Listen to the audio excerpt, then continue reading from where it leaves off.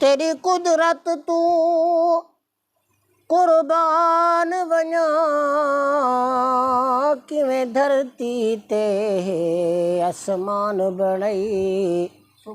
ते चन तारे दी रात बना कुल हजर शजर मैदान बणई मखलूक 1018 विचों इंसान दी वखरी शान बणई दिल नूर को महबूब मिला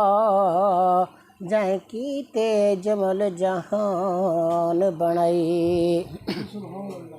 मेरा मालिक है एहसान तेरा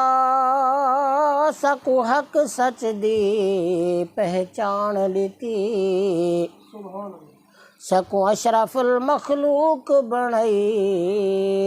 अते तोहफे विच कुरान लीती। सोना मदीने वाला दुखियां दा आसरा है सोना मदीने वाला दुखियां दा आसरा है सोने दा नाम सोहना सोने दा नाम सोहना हर मर्ज दी दवा है सोना मदीने वाला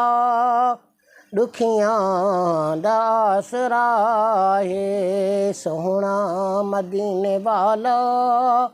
दुखियां दा आसरा है। बैठे ने विच मदीने ते सुनदे ने सब दी बोली बैठे ने विच मदीने ते सुनदे ने सब दी बोली मंगता जो दर ते आवे भर देंदे आका झोली मंगता जो दर ते आवे भर देंदे आका झोली। असा पिनने वांग फकीर ही से दर जान सुञाण ते आया नहीं तैजिया कोई लजपाल मिला सारी दुनिया छाण ते आए हाँ सकु दर तू खाली ना मोड़ी असा दामन ताण ते आया अज सब कुछ पिनण दी चस आसी कहीं वसदे बाण ते आए हाँ मंगता जो दर ते आवे